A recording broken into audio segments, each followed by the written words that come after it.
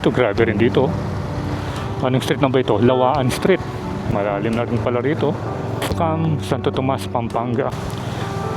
At parang may mas yata dito sa may San Matias Apostol. Baka mas malalim pa sa looban. Siguro yung taas nito nasa 3 feet. At ng Maranata Subdivision. So, baka rin palang gandun, no? Welcome Quirino Street. Oh, malalim pala rito. Matapang yung e-bike, oh. Tignan niyo yung tricycle ni Kuya, oh. Ang taas niya, oh.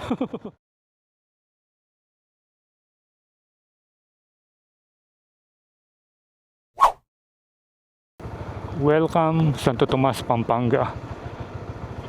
Casket capital and home of world-class batteries. So good day once again, Kabalen. And welcome sa ating panibagong update. And this time, nandito tayo sa may arko ng Santo Tomas, Pampanga, na kung saan ay titignan natin yung mga ibang lugar or barangay dito sa loob ng Santo Tomas, kung ano ba yung present situation. So sa mga nagre-request na gustong makita kung ano na ba yung kalagayan or sitwasyon dito sa may bayan ng Santo Tomas, eto, makikita natin ngayon. At ngayon pala ay August 13, 2026, Thursday. Yan. At ang oras ay 3:15 na. Maulan pa rin. Siguro, kung ano na ngayon, August 13 days nang umuulan. Since naglipat tayo ng page sa kalendaryo, August 1, umulan na. Yan. Hindi pa tumitigil hanggang ngayon.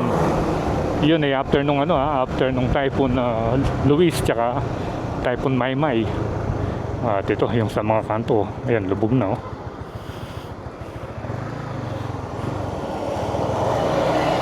Yung mga nakikita nating looban sa kanto, baha na.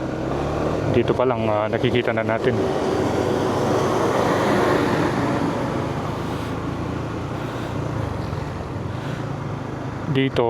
Dito parang mataas yung kalsado, wala rito.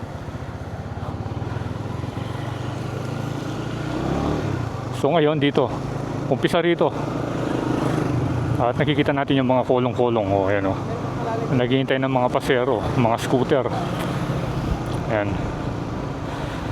So bali tinatawid nila dito yung mga scooter na ayaw lumusong sa baha hanggang dun sa kabila. Ewan ko kung magkano sigil nila dito. Ewan ko kung magkano lang yung singil nila ngayon dito.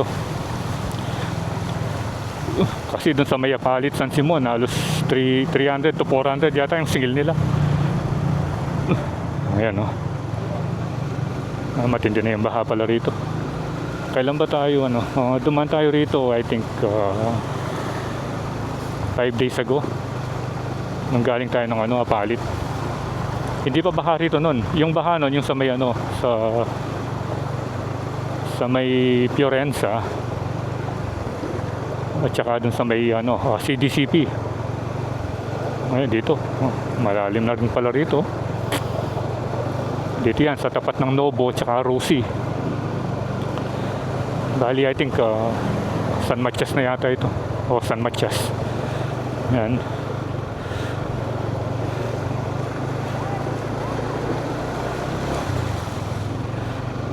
So far kaya naman ni Tikas. Si Tikas pala yung gamit natin ngayon.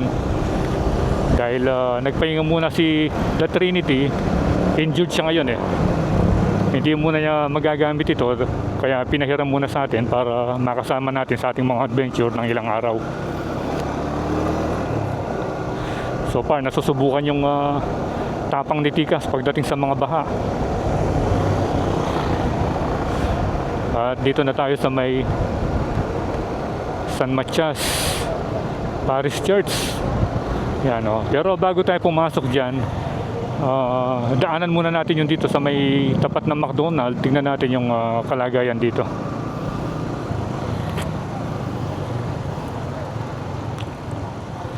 Yan, oh, Paralaya. Sa Paralaya, lubog na rin pala, oh. Ayan, oh. Pure Gold San Matias. Ayan. So pagkatapos ng arko, dito sa may harapan ng McDo, baha na rin. So ayan, ito yung sitwasyon ngayon dito.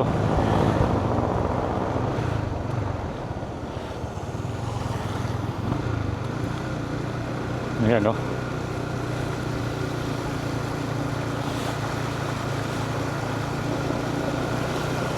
Last week wala pang baha rito eh. Pero dahil hindi tumitigil yung pag-ulan, inabutan na rin ng baha.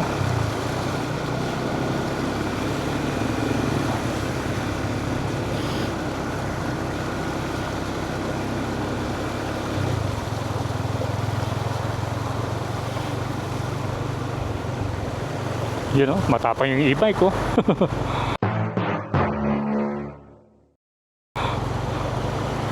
Pansabak sa baha yung e-bike.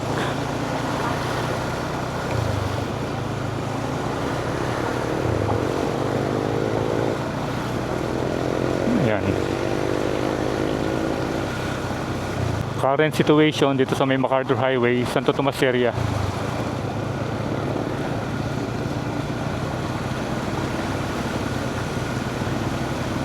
Malalim na rin pala, oh. Yan, hanggang dito. Hanggang dito, okay na. Pero bago tayo umakyat ng tulay, meron na naman. Ayan.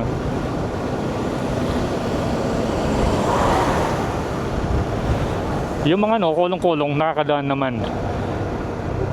Tsaka yung mga scooter na click, ganyan, yan, nasa lubong natin. Pero yung mga maliliit na mga Mio, Beat, wala tayong nakikitang dumadaan.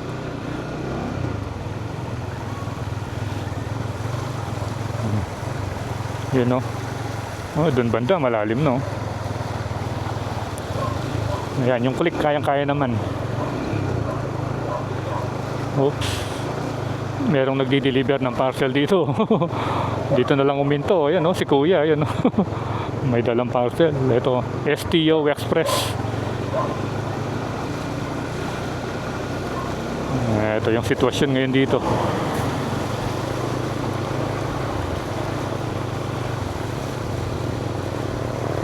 Yun, no?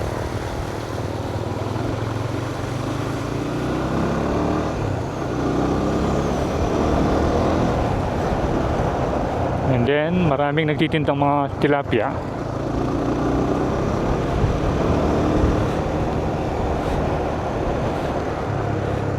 Yun, marami pa rin nagpipishing. Mataas yung level ng tubig ngayon. Yun, no? Ayan yung ilog. Dito sa may yan eh. Ano kasi pangalan ng bridge na to? Bali, ito? Pasok River. And then, yung bridge Dalakitan. Dito yung mga nagtitinda ng tilapia. Ayan, no?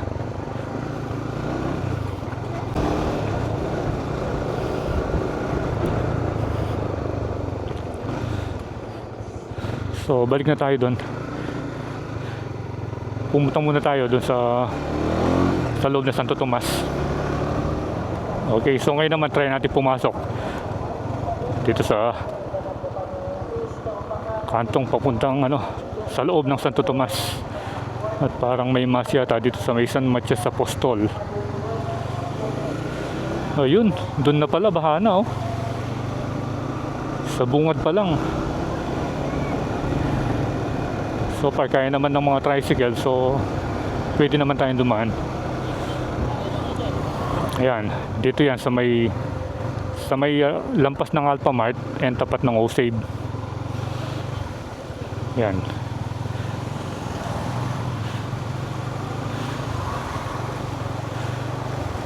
Yan, oh. Sa looban, ganun din. Baka mas malalim pa sa looban. Dun sa may tricycle, oh. Pumapasok na sa sidecar yung yung baha. Hanggang makina na siya. Malalim dito. Oh, malalim pala rito. Ayan, no? Matindi pala rito.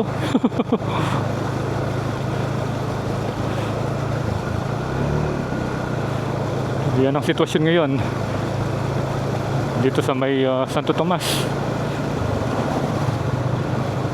sa harapan ng mga nagtitinda ng paso.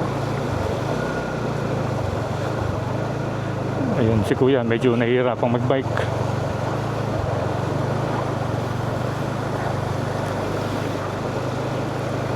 Yan o.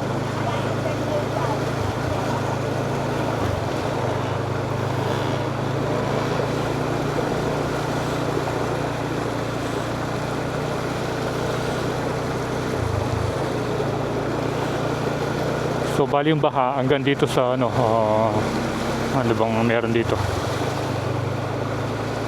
Ayun o. Pinanonood nila yung yung baha. Yan, dito sa may tapat ng Maranata Subdivision.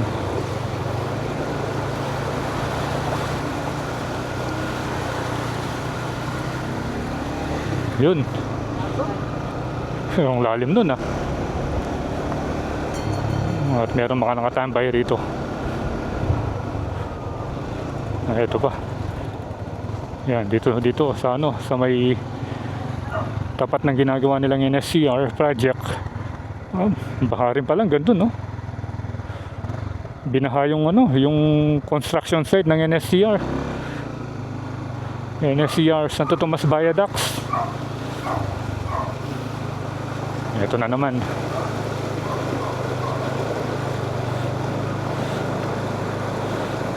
Naku, parang palalim na ng palalim. Yun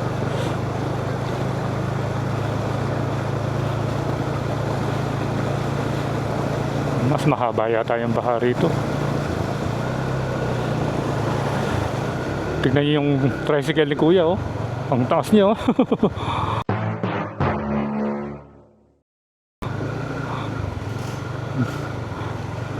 Talagang pangontra sa baha. Yun yung mga nauusong sidecar ngayon dito sa mga coastal town ng Pampanga. Sa marami kang makikita mong ganyan sa Masantol, Macabebe, sa Hagonoy, yan. At dito meron na rin. So far, yun pa rin yung nakita natin. At ito yung sitwasyon dito sa Welcome Quirino Street. Yun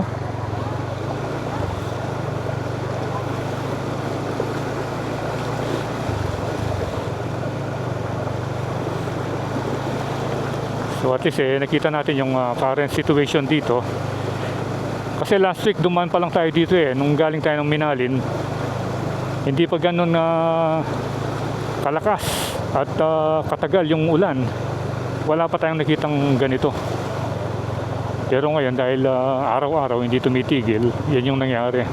At ito na yung Santo Niño Chapel. Naku, ito yung nakakatakot pag may nasa lubong kang truck ganyan, yung yung hampas ng tubig. Yun yung yun yung hahampas sa'yo. Mag-i-splash sa'yo.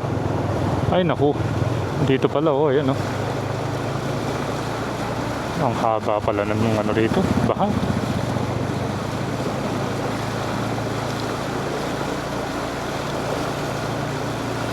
So ito palang lugar ng Santo Tomas. Ito yung bayan ni the Trinity.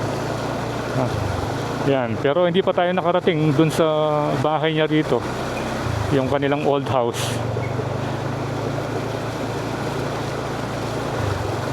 So bali si Tikas, eto si Tikas, taga rito, taga Santo Tomas.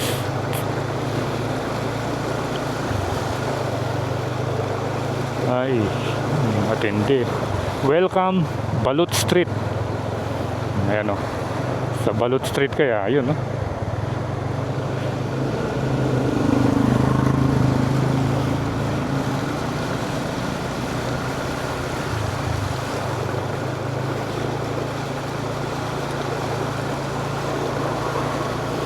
Ito, kasalubong na naman natin yung mga amphibian na kulong-kulong. Pero parang mas mataas yung kanina kaysa dito.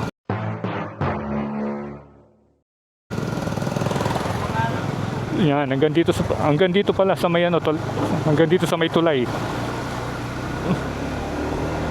Yan. Ito yung update ngayon dito sa may Santo Tomas Road papuntang Minalin. Ang daming tubig.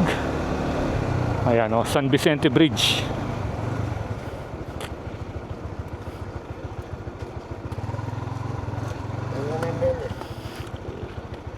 Malaos Copu, Barangay San Vicente. At yan yung ilog, ang daming water lily.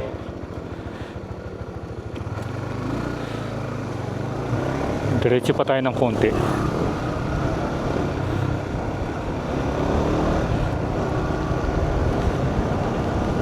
Dito may bakas na rin ang pagbaha rito, pero ano na, wala nang tubig.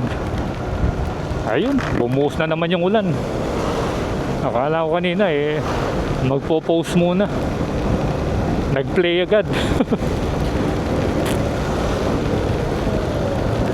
Welcome Mesa Lipit. Ayun, baha na rin sa Mesa Lipit.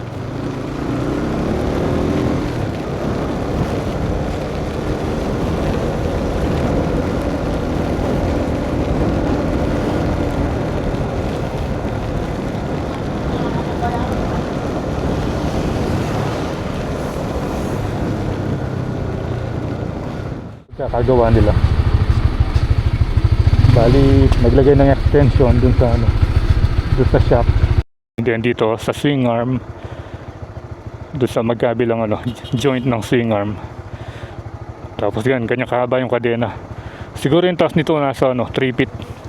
Yan yung flooring ng kolong-kolong hanggang dun sa ground. Ang taas nga naman ng ground clearance, oh. Tapos nag-convert sila ng clutch, siguro pang sasakyan yung ginamit na rito dahil mahaba o yan bali yung motor niya Honda TMX Alpha. Dito grabe rin dito. Anong street na ba ito? Lawaan Street. Yan, tindi pala ng baha rito sa Santo Tomas. Bali malapit na tayo yan sa Santo Tomas Municipal Hall. Ito dito sa Acacia. Parang malalim na rin dito. Yan malalim na nga. Tignan mo si ate hanggang tuhod.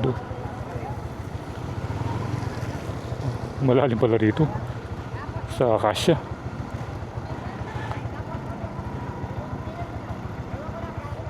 Yan dahan-dahan na lang naglalakad si ate hanggang tuhod niya.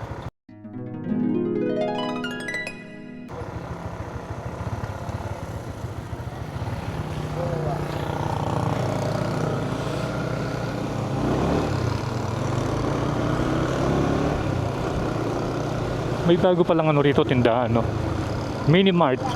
Your Mini Market. Ayun, bagong bukas pa lang, meron pang mga bulaklak. And then dito sa tapat ng ganun din pala Pero I think bago pa lang yung kalsada rito ginawa nila. Ayun binaha na rin pala.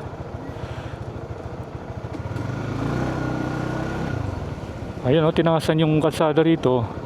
Pero yung yung tapat ng munisipyo binabaha pa rin. Grabe pala rin dito sa Santo Tomas. Parang rin guagua. Okay, so I think dito na magtatapos yung ating flood update dito sa may Santo Tomas. At nakarating tayo dito sa may Santo Tomas Municipal Hall. And salamat sa panonood. And if you enjoy watching this video, consider subscribing and keep tuned to Proylandas for more video updates here in Pampanga and all over the place. So ride safe always, Kabalen. See you when I see you, and Proylandas is signing out.